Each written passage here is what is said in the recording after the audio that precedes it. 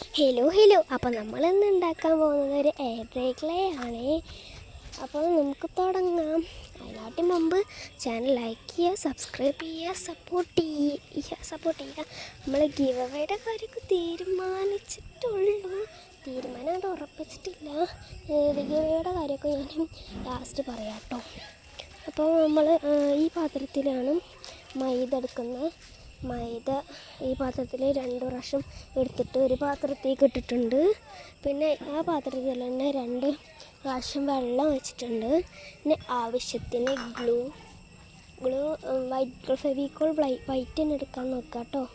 അപ്പം white glue എടുക്കുക. എന്നിട്ട് കുറച്ച് മൈദ ആയതുകൊണ്ട് തന്നെ നല്ല ഇതുണ്ട് കേട്ടോ. എല്ലാം കയ്യിലൊട്ടി പിടിക്കാം. അപ്പോൾ നമ്മൾ എണ്ണ തേച്ചിട്ടാണ് മൈദ കുഴക്കേണ്ടത്.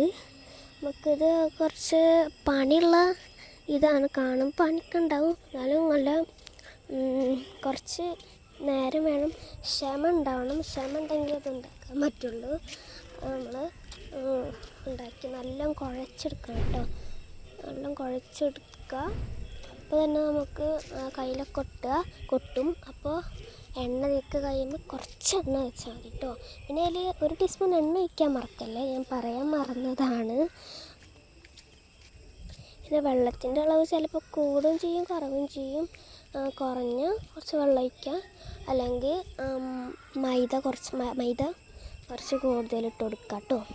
അപ്പം നമുക്ക് ഇതിൻ്റെ മെയിൻ സ്റ്റെപ്പ് എന്താണെന്ന് വെച്ചാൽ നല്ലോണം പരത്തണം. അവിടെ കയ്യും ഒട്ടാത്ത വിധത്തിലാവണം കേട്ടോ. വേറെ സ്മെല്ലായതുകൊണ്ട് തന്നെ നമുക്ക് ലാസ്റ്റ് കുറച്ച് മോയ്സ്ചറൈസർ, ബേബി ക്രീമോ നല്ല മണ്ണുള്ള ക്രീമൊക്കെ തേച്ച് കൊടുക്കാം. നമുക്ക് അപ്പോൾ ഒരു കുപ്പിയുടെ മൂടിയിൽ നമുക്ക് വിനാഗിരി ഒഴിച്ച് കൊടുക്കണം. എന്ന് വെച്ചാൽ പെട്ടെന്ന് നാശമാവാണ്ടിരിക്കാനാണ്. പിന്നെ 1 ടീസ്പൂൺ ഉപ്പ് ഇടണം. അതും എയർ ഡ്രൈ ക്ലേ നാശമാവാണ്ടിരിക്കാൻ വേണ്ടിയിട്ട് ഇടുന്നതാണ്. എയർ ഡ്രൈ ക്ലേ വെച്ച് നമുക്ക് കുറച്ച് ഐറ്റംസൊക്കെ ഉണ്ടാക്കണം. ഇത് ഒരു ഐറ്റം ഉണ്ടാക്കാൻ പറ്റുള്ളൂ. അത് നമ്മൾ വഴിയെ വരുന്നതായിരിക്കും. നല്ല ഇളക്കി കുഴച്ച് കൊടുക്കുക. അപ്പോൾ കുഴച്ചിട്ട് നമ്മുടെ കയ്യിലൊട്ടാത്ത വിധത്തിലാക്കണം.